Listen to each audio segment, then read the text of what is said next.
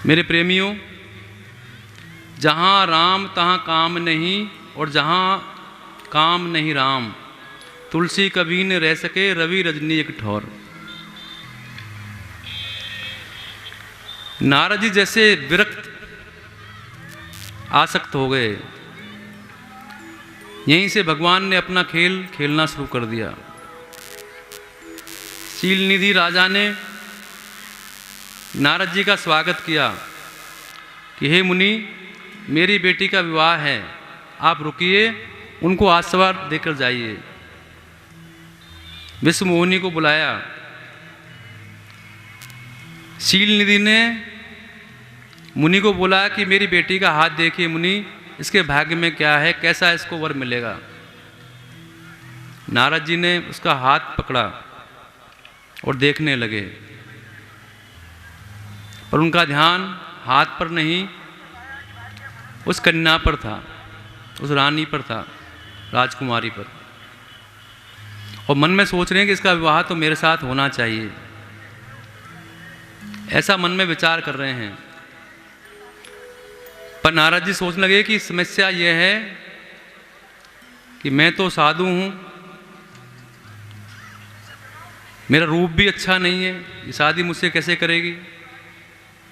उनके मन में विचार आया कि भगवान के पास चलो, वही मेरी सहायता करेंगे।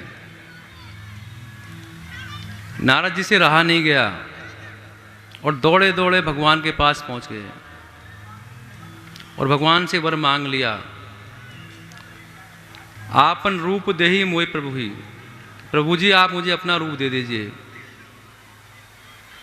भगवान ने बोला, भगवान मुस्कुराए, बोला ठीक है। पर जाते हुए नारद जी ने भगवान को बोला कि जय विद नाथ होए हित मोरा, करऊं सो वेग दास में तोरा।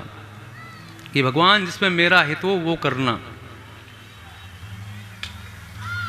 नारद जी दौड़े दौड़े चले गए, स्वयंवर में पहुंच गए, आसन पर बैठ गए। विश्व मोहिनी आई। विश्व मोहिनी ने राजकुमार के गले में माला डाल दी। वो तो भगवान का सारा माया का खेल था। नारद जी आश्चर्यचकित हो गए कि मुझे माला क्यों नहीं डाली। लोगों ने नारद जी का उपहास उड़ाया। उन्होंने कहा पहले आईने में अपनी शकल तो देखो। नारद जी ने अपनी परछाई देखी, भयंकर रूप देख वानर का नारद जी घबरा गए और क्रोध में आ गए। क्रोध में आकर दौड़े दौड़े भगवान के पास पहुंचे और भगवान को बड़ा उल्टा सीधा बोला कि तुमने मेरी बेइज्जती करवा दी,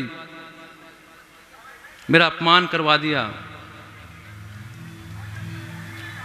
और भगवान को श्राप तक दे डाला। क्या श्राप दिया? मम अपकार कीन तुम भारी, नार बिरही हो तुम दुखारी। कपि आकृति तुम भी नहीं हमारी, करहिए की सहाय तुम्हारी। जिस तरह मैं उपहास में, अपमान में हो रहा हूं, वही स्थिति आपकी होगी। भगवान अपनी इसलिए स्थिति में आ गए। राजकुमारी माँ लक्ष्मी बन गई। नारद जी को ज्ञान हो गया कि ये तो सब खेल था। नारद जी ने भगवान से माफ़ी मांगी कि भगवान मेरे से गलती हो गई, मैंने आपको श्राप दे दिया।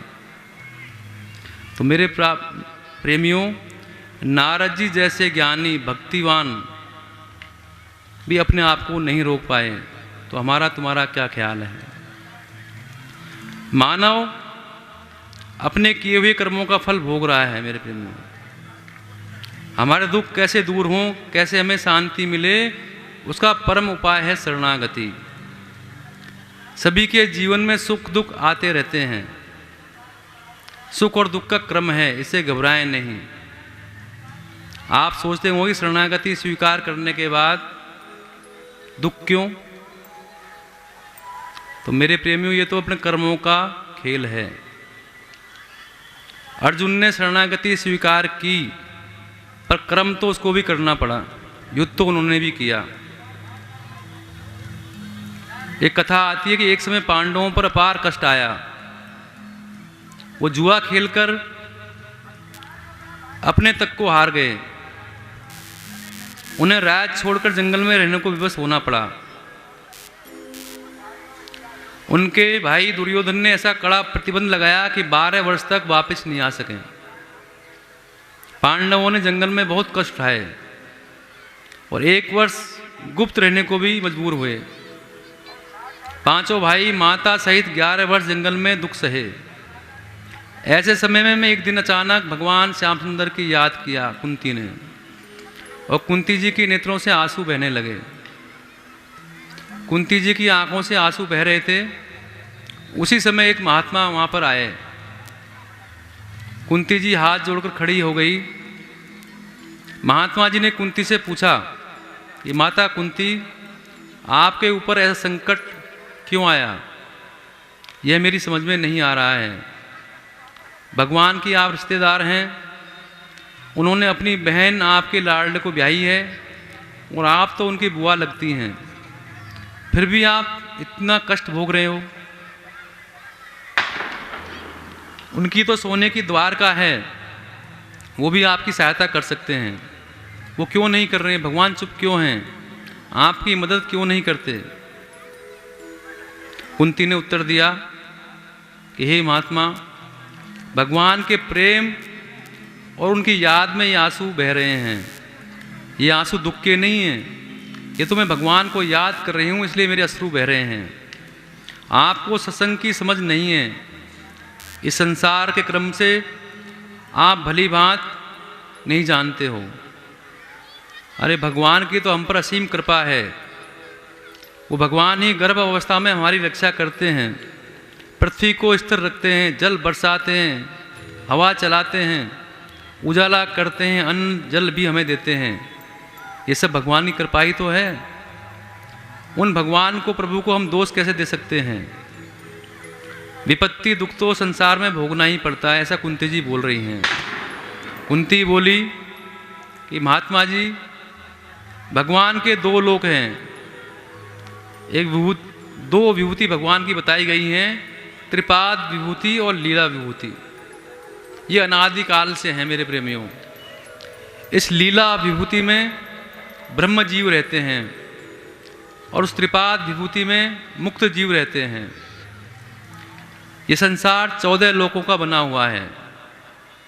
7 लोक नीचे हैं और 6 लोक ऊपर हैं, और हमारा 14वां लोक मृत्यु लोक कहलाता है। यही कर्म भूमि है। यहाँ पर हम भाव से, निष्काम भाव से कार्य कर सकते हैं। इन 14 लोक ब्रह्मांड के ऊपर एक विरजा नदी है। उस विरजा नदी के पार वो भगवान का धाम है, जिसको वैकुंठ धाम कहते हैं। मेरे प्रेमियों, 100 जन्म ब्रह्मचर्य पालन करने पर हम ब्रह्मा बन सकते हैं, ऐसा शास्त्र कहते हैं। और ज़्यादा करने पर शिव बन सकते हैं। 100 बड़े यज्ञ करने से स्वर्ग के राजा इंद्र बन सकते हैं। प्रभु ने हमें हर चीज़ दी है। अमृत भी दिया है, विष भी दी है, मिठाई भी दी है, अन्न फल अनेक चीज़ें हमारे लिए बनाई हैं। पर सब चीज़ों का गुण दोष शास्त्रों ने बता दिया है। मिठाई की मात्रा ज़्यादा खाने से शुगर होने का खतरा रहता है। सब नियम भगवान ने बनाए हैं। कुंती बोली कि हे महात्मन, मेरे पुत्र पांडव बुद्धिमान कहलाए जाते हैं। सहदेव ज्ञानी है, अर्जुन धनुर्धारी है, और युधिष्ठिर धर्म धनी है, और भीम गदाधारी है।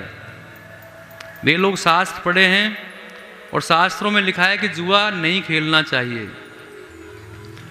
खेलेंगे तो हम आपत्ति में पड़ेंगे।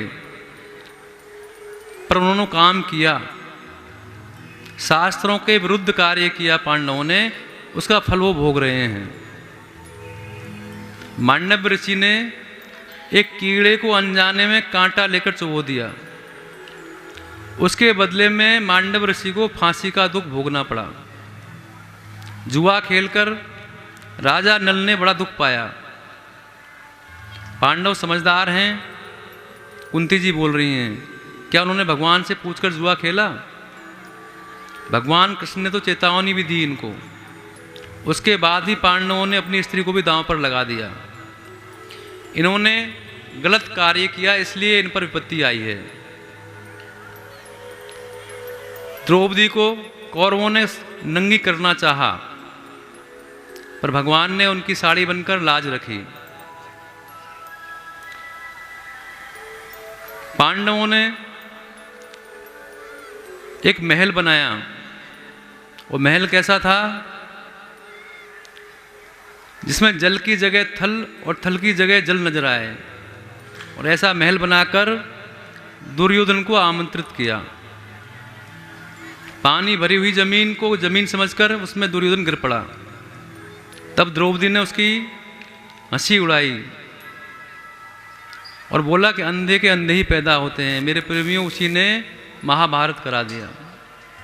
तो कुंती जी कह रही हैं कि इन्होंने भी तो अच्छे काम नहीं किए, जो भी हम आज भोग रहे हैं हमारे कर्मों का फल भोग रहे हैं। रात के पीछे दिन और दिन के पीछे रात आती है। कुंती कह रही हैं कि एक बार भगवान ने मुझसे कहा कि बुआ जी, आप जो वरदान मांगना चाहती हो मांग लो। मैंने भगवान से वरदान में विपत्ति मांगी। आप में से कोई है जो भगवान से विपत्ति मांगेगा? अगर है तो हाथ खड़ा करो। एक ने हाथ खड़ा किया।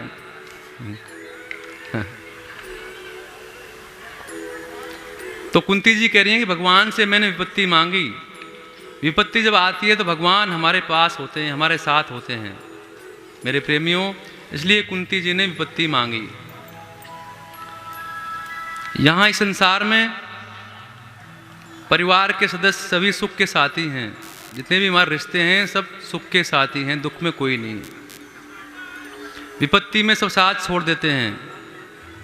वो प्रभु परमात्मा ही हैं जो हमारा साथ निभाते हैं। यहाँ पर थोड़ा सा सुख मिलने पर यह जीव उस सुख में मोहित हो जाता है। कुंती बोलती कि महात्मा जी, प्रभु से कभी संसार का, शरीर का, धन का, बेटे का, स्त्री का सुख नहीं मांगो। हमने इसलिए प्रभु से विपत्ति मांगी। इसमें भगवान बहुत प्रसन्न हैं। विदुर जी कहते हैं कि भगवान से भगवान को ही मांग लो। अगर आपसे रहा नहीं जाता मांगते हुए तो भगवान से भगवान को ही मांग लो। ये सब सुनकर महात्मा जी ने चरण पकड़ लिए कुंती के कि हे कुंती जी, आपने मुझे साधन ज्ञान दिया, मैं भगवान से अब कुछ नहीं मांगूंगा, मैं भगवान से भगवान को ही मांगूंगा।